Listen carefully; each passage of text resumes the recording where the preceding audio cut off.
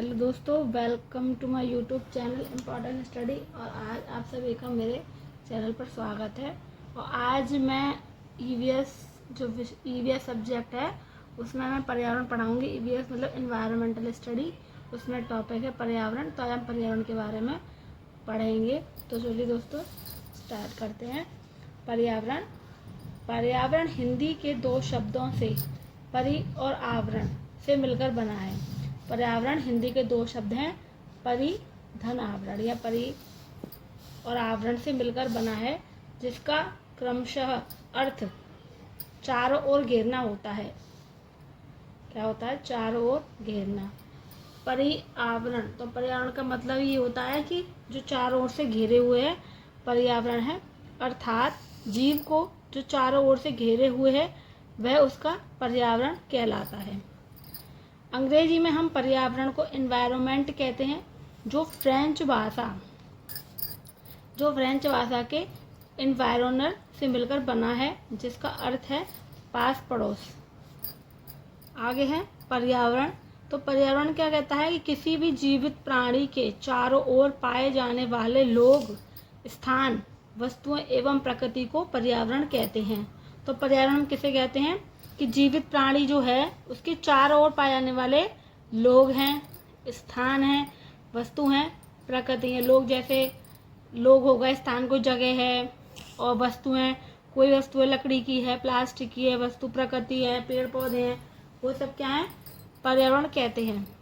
आगे है प्राकृतिक पर्यावरण में पृथ्वी पर पाई जाने वाली जैविक एवं अजैविक दोनों परिस्थितियां सम्मिलित हैं। तो जो प्राकृतिक पर्यावरण में हमें पृथ्वी पर जैविक और अजैविक दोनों परिस्थितियां सम्मिलित रहती हैं। जैविक जिनमें जीवन होता है और अजैविक जिनमें जीवन नहीं होता है, तो दोनों परिस्थितियां हमको मिलती हैं। जबकि मानवीय पर्यावरण में मानव की परस्पर क्रिया, उनकी गतिविधियां एवं उनके द्वारा बनाई गई रचनाएं सम्मिलित हैं। और जो मानवीय पर्यावरण होता है उसमें मानव के द्वारा जो क्रियाएं की गई, गतिविधियां करें, उनके द्वारा बनाई गई रचनाएं वो सम्मिलित होती हैं। आगे है जैविक घटक।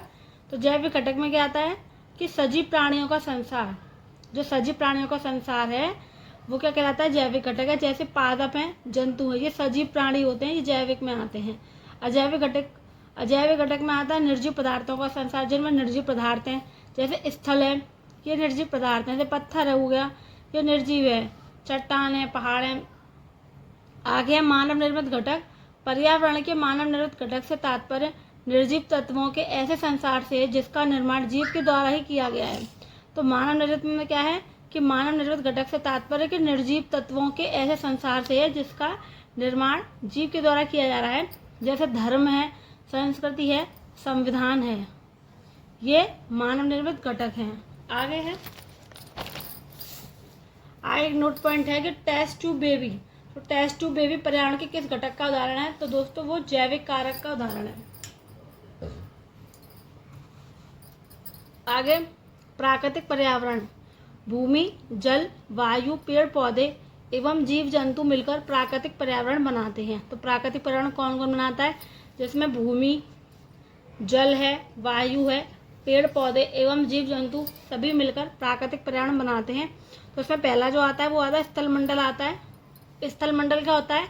स्थल मतलब जमीन, जमीन से जुड़ा हुआ। तो पृथ्वी की ठोस, परपटी या कठोर ऊपरी परत को स्थल मंडल कहते हैं। तो पृथ्वी की जो ठोस, परपटी या कठोर ऊपरी परत होती है उसे स्थल मंडल कहते हैं। यह चट्टानों एवं खनिजों से बना होता है।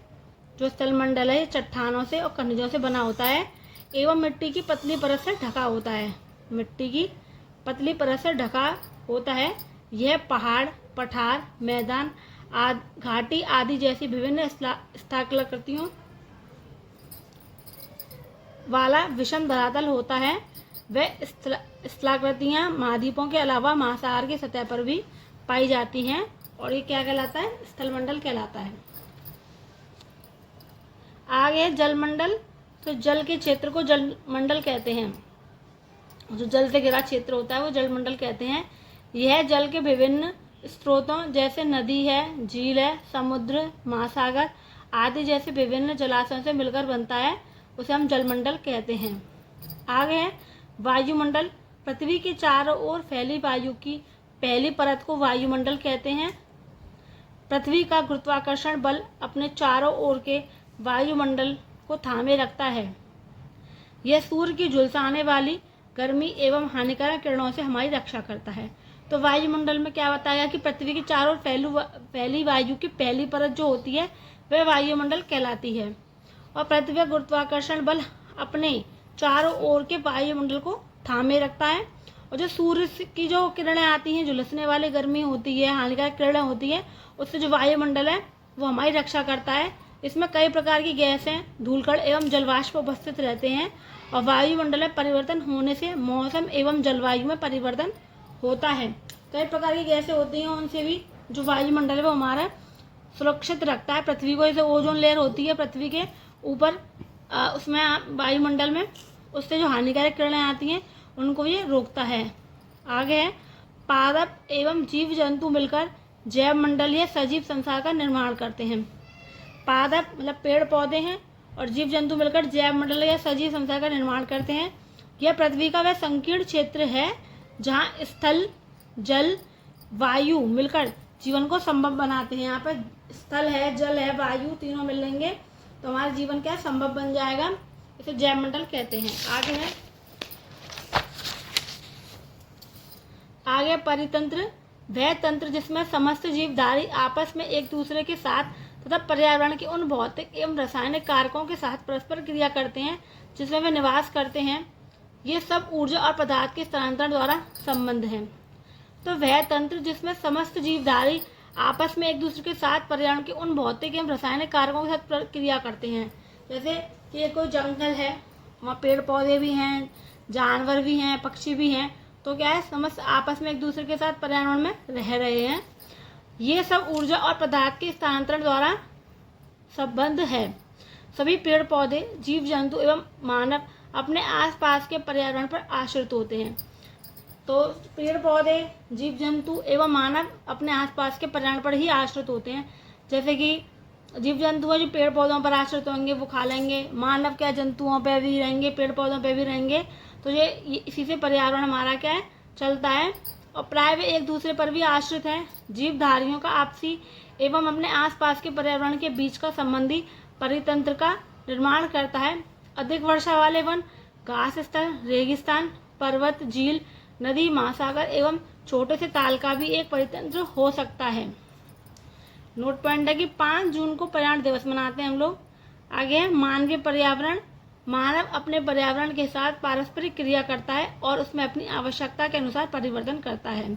तो जो मानव पर्यावरण है, इसमें जो मानव है अपने पर्यावरण के साथ पारस्परिक क्रिया करके अपनी आवश्यकता के अनुसार परिवर्तन कर लेता है। तो दोस्तों आज के लिए इतना ही। आगे नेक्स्ट वीडियो मिलते हैं। तो हमारे चैनल को सब्सक्राइब करें, वीडियो को लाइक करें। धन्यवाद।